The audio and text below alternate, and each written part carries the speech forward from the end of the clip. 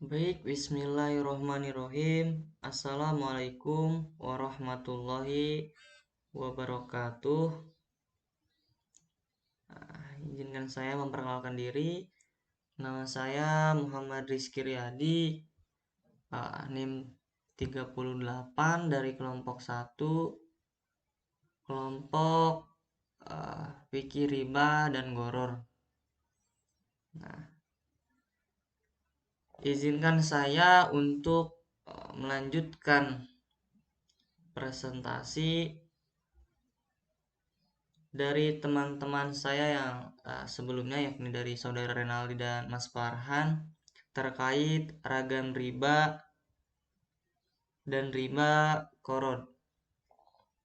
Nah, seperti yang kita ketahui dari awal hingga akhir pengertian mulai dari ulama, Al-Quran, hadis itu menyatakan bahwasannya secara umum riba disepakati oleh para ulama. Riba ini diharamkan dalam agama Islam, serta tidak diperbolehkan atau diperkenankan dalam seluruh ajaran agama Islam.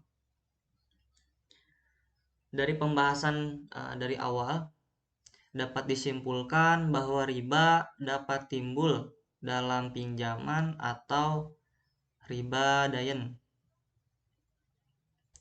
dan dapat pula timbul dalam perdagangan atau riba ba'i.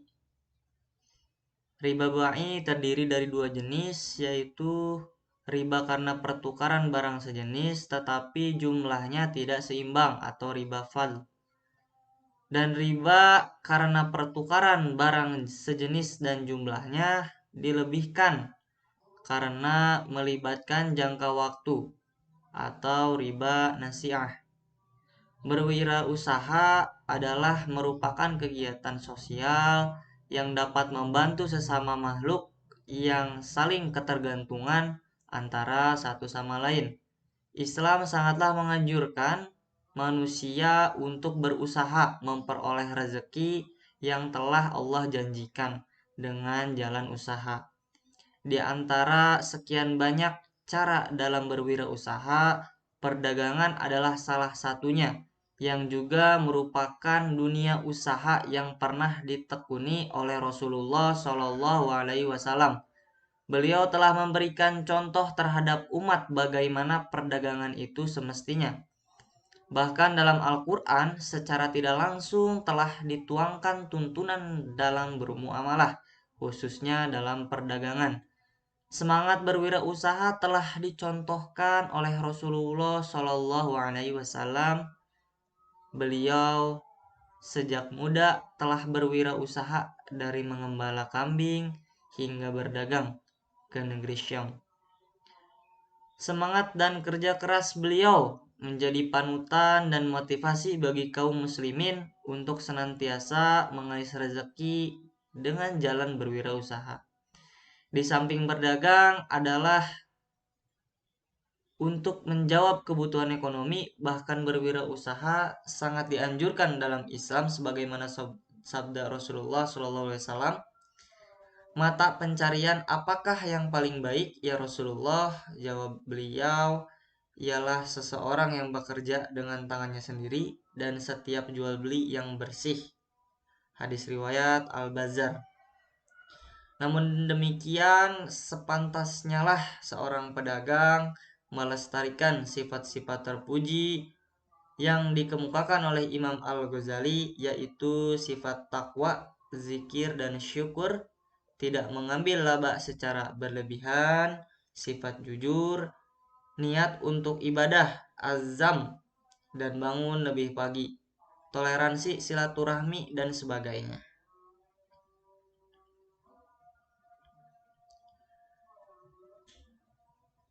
Nah, di sini secara kesimpulan, hukum riba adalah haram karena bersifat merugikan pihak uh, yang lain. Islam mengharamkan riba selain telah tercantum secara tegas dalam Al-Quran, surat Al-Baqarah ayat 278 sampai 279, yang merupakan ayat terakhir tentang pengharaman riba. Juga mengandung unsur eksploitasi. Dalam surat Al-Baqarah disebutkan tidak boleh menganiaya dan tidak pula dianiaya. Maksudnya adalah tidak boleh melipat gandakan atau adafan, mudahafan, uang secara telah dihutangkan, uang yang telah dihutangkan, karena dalam kegiatannya cenderung merugikan orang lain. Macam-macam riba yaitu riba fudu'i, riba korodi, riba yad, dan riba nasa'. Jenis-jenis riba korod, riba jahiliyah, riba fadl, dan riba nasi'ah.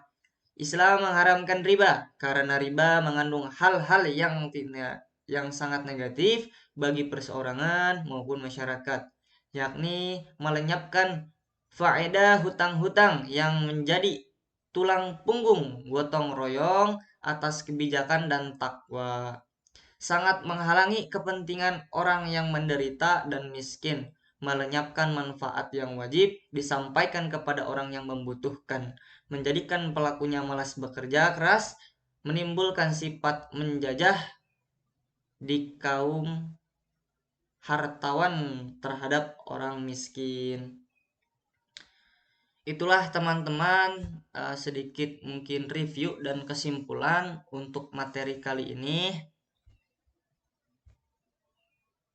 Secara dan yang telah kita pelajari ya selama kita kuliah, mungkin riba adalah salah satu konteks yang menjadi ciri khas mungkin di kalangan para ekonomi syariah atau ekonomi Islam, dan sudah ditegaskan dan dijelaskan secara terperinci di Al-Quran bahwasanya riba ini ya diharamkan dan tidak diperbolehkan oleh ajaran agama kita, agama Islam. Maka dari itu kita selaku para ekonom mungkin ya, para ekonomi syariah, para mahasiswa dan pelajar harus menanamkan keimanan dan ketakwaan kita kepada Allah Subhanahu wa taala sehingga kita dapat dijauhkan dan dihindarkan dari praktek riba tersebut.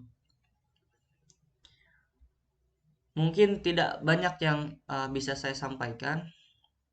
Saya mewakili rekan-rekan dari kelompok saya bersama Renaldi dan Farhan Tegar Hidayat, dan saya Morris Kiryadi ingin mengucapkan maaf yang sebesar-besarnya jikalau materi yang kami sampaikan kurang baik atau ada tutur kata yang kurang berkenan di hati teman-teman, mohon dimaafkan.